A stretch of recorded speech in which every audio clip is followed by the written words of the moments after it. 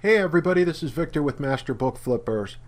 In today's video, we are going to talk about views and sorting and filtering. So if you find yourself when you're trying to source inventory constantly filtering and constantly sorting your data, then this video is for you. And I am actually making this video at the request of at least more than one of my customers asking about wanting to know more information about views. So I will jump right into it and show you about views. All right, so before we get into it too much, let me show you why I actually was looking for views, which is why I converted from using a spreadsheet into Airtable and the system that we use now in Master Book Flippers. Okay, so this is what I used to use to track my inventory of my book business. And this is an Excel spreadsheet, obviously, and it had all kinds of bells and whistles that I put on here. It had all these buttons you see were essentially to make it do things that you normally can't do easily in Excel. Like, if you want to sort and filter, that's easy, but how do you do it quickly without wasting time having to constantly unsort, resort, and shuffle things around. And then I also had a prep center, and I had to put information in their spreadsheet, so I had to make the data look a certain way. So that's why I created all these macros. And after a while, it just became crazy because although that seemed good, I knew there had to be something better. And that's when I discovered Airtable after searching out, and that's what I use today. So I don't use anything like this. This to me, I almost feel as though it's going to sound strange to a lot of you that this is sort of old-fashioned now for me, using a spreadsheet to manage my business. I know I'm on an island by myself on that, but hopefully some of you will start to use this Airtable and begin to understand what I mean. Anyway, all right, so what you're seeing here, this is an example of a pro database that a pro customer would have, and you'd have all these tables. And there are videos, there's videos in help, and a lot of the videos I have in here are not published, or not public, I should say, on YouTube. And we do talk about views, but I thought since I've got a few questions, it's time to make another, perhaps an updated video and better explain it. So in Airtable, when you're working, this would be your base. And by the way, if you don't have this yet, what are you waiting for? You need to sign up. You get it for free. You're going to get your own database. You're going to learn things you haven't seen before. We do things differently. I'd like to think we're going to do things a little more efficiently nowadays than I did in 2018, 2017. But anyway, so you would have your database. You would think of this as almost like your own Excel spreadsheet or Google Sheets. No one else could see it unless you wanted to share it. Now, one of the things you'd be doing when you're running a book business, when you're looking for inventory, a lot of times you're going to be sorting and filtering, right? So let me show you how to do that. So what you're looking at here, this is what we call regular flips, and every day you would get a new set of data. So we've got a lot of data in here. We've got 3,500 records. All right, so I'm looking at my regular flips, and you have all these views. When I just clicked on this here, this is called a view. This is a table, by the way, where you see book flips, and these other ones, condition notes, videos, and help. Those are other tables. But this is where we would house the views. Each table has its own view, or could have several views. Now, you could just have one view. We could have done it just with one view, but you're not. You wouldn't be taking advantage of the capabilities of the system if you were to do that. But anyway, this view is simply, at this point, it's just a filter. And all it says is that the diamond flips are unchecked, so there's no diamond flips in here, and the status is new. So I'm not going to get into statuses too much on this video, but every book in your inventory has a status. New just means you haven't touched it yet. You haven't looked at it. It's a book that you might, you may or may not want to look at. So let's talk a little bit about sorting and filtering. And by the way, hopefully most of you know this, but a lot of times people use those two terms interchangeably, sorting and filtering. They are not the same, okay? Sorting is putting everything in a certain sequence, right? And you want to look at it in a certain sequence, high to low, A to Z. And filtering is I only want to look at a portion of that. And sometimes you want to use those two things together, and you can do that. All right, so if you wanted to only look at, let's just do a quick filter. I'm sorry, let's do a quick sort. Let's say you wanted to sort it by title. Now I know if you're sourcing books online, that's typically not what you're going to do, but we'll do it for this demonstration. So you would click on the field title, click right here, and you hit sort A to Z. And now it's going to open up this dialog box, and you can sort it multiple ways, but let's just keep it real simple, sorting it A to Z, and hit apply. And there you go. Now everything is sorted from A to Z. And by the way, these ASINs are not the same. One of the things we do is we scrub for duplicates. So there shouldn't not even be one duplicate in these 3,500 books that you see here. And if there is, then that's a mistake on our part, but there shouldn't be. Anyway, so that's how we sort. Now you can also click here and say, all right, I want to sort it by this. Or we don't want to sort by title. Let's sort something by sales rank. And then you have different, you can do by current. Let's do it by current sales rank, and from lowest to highest. And some books, for some reason, in the data comes through, there are no sales ranks, but these are really low, 4,000, whatever. I don't really know if those are flippable, but they could be. Anyway, so that is how you sort. And then if you wanted to filter it further, you could add a filter. Now, I don't recommend changing the filters that I have on here for this particular view, but we just click add a filter. Now, let's say you want to look at a 90-day sales rank that is greater than 450,000 for some reason. There you go. And this thing is really quick, as you can see. So now it is filtered. We're only showing those ranks. We've got 1,800, and then we can sort, right? And if you're familiar with a spreadsheet, I'm probably not telling you anything you don't know, right? But where the power comes in here is what I was doing on this thing constantly. Like I said, constantly sorting and filtering. Had enough of it, and that's why I found something better. So what makes this a lot different is if you really shouldn't be having to sort and filter that frequently when using Airtable. So let's undo this. Now I'm going to create what's a new view. So you can think of as view as a saved search with a bonus. Okay, I'll tell you what I mean by that. So I'm going to look at these regular flips, and I had a customer ask me. He said, "How would you do this?" Well, I would probably set up several different views. And I have tons of views in my bases, but I'm going to go over here. There's two different ways to set up a view. You can click here and go down. It says add a view. Now there's different views. I won't even talk about these other views on this video. I'll probably have to make another one on calendar and gallery and form. But right now we're just talking about grid. You can think of grid kind of what you see. It looks like a spreadsheet. So I'm going to add a new view, and I'm going to hit grid. And now I'm going to name it.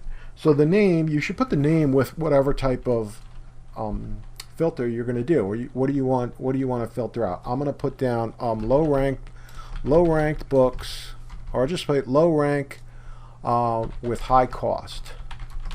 Okay, so that has meaning to me, and you can do whatever you can obviously name that whatever you like. So now I have to create the filter, and perhaps the sort if I wanted to. So I'm going to filter this, and I'm going to say, so this is low rank.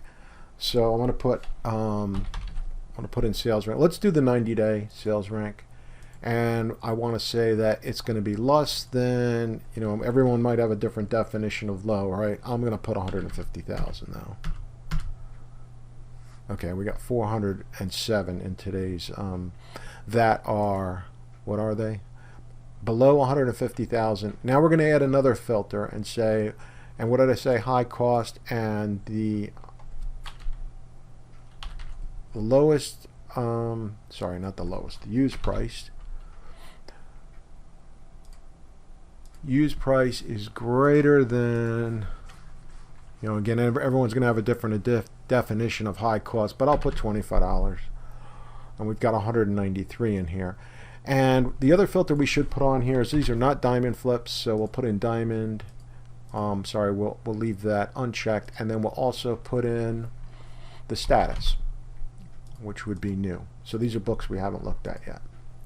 So there, now we have this filter, low ranked and high cost. Now this is not sorted, but now we can sort it however we like. And let's say we want to sort it by the price, the used price. So I'm going to go in and put used, and they have this feature which I actually really like. I like the option of having the option, and here we have the option of either keeping it sorted all the time or not keeping it sorted all the time. So like for an example in Excel, you'd have to constantly resort it, but this one will do it automatically if you want. I'm going to take it off though and just say I'm going to apply from used, and let's see where our used and by the way, so here's another good example. There's so much stuff going on here. Here's what I do. I don't want to see, and this goes in hand with views. Actually, I'm jumping ahead. But let's say, for example, I don't really want to look at the, I don't want the prime prices link. That's a link. You can just hide it. And if you're using this and you've watched the other videos, you'll hear me say repeatedly, don't delete anything. Don't delete the fields. Just hide them. Okay. So here's the use field, and I should have noticed it was highlighted. So anyway, so you can see that it's already sorted from lowest to highest. So that is a view. So this is a view that you have saved, and you never need to, you shouldn't have to need to adjust it. But if you wanted to adjust it, you can just make another view and say, now I want to look at low rank books with a low cost. So you could just go in and change this by hitting the filter. But what you might find is much faster and easier is just to duplicate this view, and I'll put low cost, and now you change the filter to match the view name. So I hope I'm not confusing anyone, but we're still going to keep the low rank, but the use price I'm going to go less than this time, you know, less than $12, let's say. All right, and we've got 72 books in here that we could look at. So, and again, you could filter it. So now, and by the way, I probably should have, so those are now added. You see where it says low rank, high cost. So these are my filters. You could think of them as saved searches, but the way I think of them is better than a regular saved search is because you actually get to customize the view of what fields you're looking at. So what I mean by that is, you know, we supply you with the current sales rank, the 30-day and the 90-day. Maybe you don't want to look at those things, so you can just hide them. And but maybe you say, you know, if it's a high rank book, I want to see the 30-day average sales rank, but if it's a low rank book, I don't. And you have that flexibility. So you would just hide. So I'm in my low cost. I don't want to, let's say I don't want to look at the 30-day. I'm going to hide it. I don't even care about the sales rank. I'm going to hide it. And you can do that with any other one of these columns or fields that you see. This we can hide. Profit and ROI you probably want to look at. At this point, you probably don't need to look at the SKU. You can hide that. So you can customize that particular view however you like, and it has no impact on the other views, with the exception if you start deleting things, which I've already said don't do. All right. Now you can move the views around too. So you click in here, and let's say you want to move it up. You just grab it. Whoops, I'm grabbing the wrong one. Low ranked, high cost. I want that up at the top, probably right near review regular flips. Same thing with this one. All right. And the other thing you can do, this is just like a bonus tip, I suppose, just for easier recognition. Double click in here, and if you're using Windows 10, you press the Windows key on your keyboard and the period, and you'll have some nice icons, and that just, you know, that might just give you some easier recognition when you're working, to just go, you know, just to look at there without having to read the views. Look at the pictures, right? Our brains like pictures.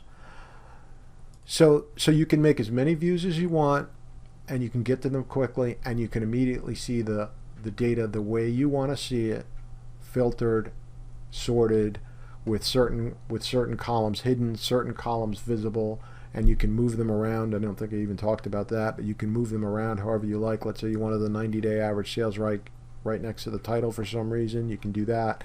You want to move over, you don't need to see the fees, you can hide that. You don't care about the weight of the book, hide that.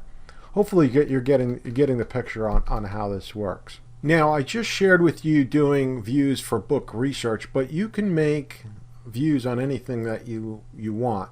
So let me show you what I mean by that. Let's say I'm going to do a view that's going to say I want to see how much money I've spent on books over a period of time. And that's pretty easy to do. So I'm actually going to start with a blank grid, and I'm going to go and say cash flow. I don't know if cash flow is the right term, but you know that, or you know, books purchased. Let me just do that. Books purchased. Now I'm going to go. This is showing every single field that we have in this base, but that's usually not what you ever want to see. So I'm going to go to hide views, and here's where you can just toggle and hide and unhide. And I'm going to start off and hide everything. And now what do I want to see? I want to see the purchase date. Whoops. And I want to see the total cost. And maybe I want the ASIN, title, the order number. I will pause the video and fill in some few things. Okay, so I've populated this with some dummy data so you could better understand what we're doing here and how this view will help you. So we created this book purchase view, and what we're seeing here, let's look at the filter I created. Now in this video I'm not going to get too much into statuses, but you know, if you're running a book business, you know that you've got books that you've ordered, that you're waiting for, that you're waiting to send to Amazon, ones that you've already sent to Amazon, and that's essentially what the statuses represent. So these statuses are inbound, ready to ship, shipped to Amazon. These are books basically that we've purchased, and those are the statuses they would be. If it was new, it wouldn't have a purchase order number. I wouldn't have an order number, and you would not have an order number or an amount yet. Anyway, so we've got, you can see down here, we've purchased 322 books for a total, and it totals up, which is something I like down here in Airtable. Does pretty neat. So we can see we spent over $6,500 on books, and we can also click it, and you can do other things like, let's just look at the average. Our average book was $20. Now this is dummy data, so I have no idea if these numbers would be right for the books, but it doesn't matter for this demonstration. But anyway, so you would just leave this view like this, and anytime you want to look at how much money have I been spending on books, you don't have to, you don't have to filter the data. It's already there for you. But you can take it another step further, which is actually really easy. What we're going to do here is we're going to hit group, and we're going to pick a field. And what would you want to group this by? I would think you might want to group it by date, right? The date you purchased it, so that you could see the purchase date over time. How much money have you spent each day? So we have the dates, and I'm going to right click, and you can do collapse all, and there you go. So in that data, those 322 books that I purchased, these are the dates in which I purchased them, starting on October 1st up through the 7th. And we can see what we spent. Now that's the average. That's probably not as helpful. So you'd click here and say, I want to know the sum. There we go. So now you can see actually each day what you spent. And this would be a view that, you know, you wouldn't have to sort or filter. You just come to it, look at it whenever you want. And that's how I run my business. So I know exactly what's going on with very little effort on what I'm doing. So you've got so you not only do you have the cost, of course you have how many books you purchased on that day as well. All right, and there's even more advanced things, but we won't get into it later. But just so you know that you do not need to be fancy for this either, right? You can just, if you want to try to keep it simple at first, you can do that, and then you can go from there, learning other things about how you can use the data. But anyway, that is basic. I'm going to ungroup it just to keep it looking like this for now. But and this works automatically, right? You don't need to go in here and change anything. It's just a view that you would look at whenever you wanted to. All right, well that's it. Again, if you don't have your own database, please sign up. You can go to the website masterbookflippers.com, and we'll set you up with your own website. Your own database. And we got other videos on there that are not public for anyone on YouTube, which will help you out as well. But if you have any questions or comments, please leave them below, and don't forget to subscribe. Thank you.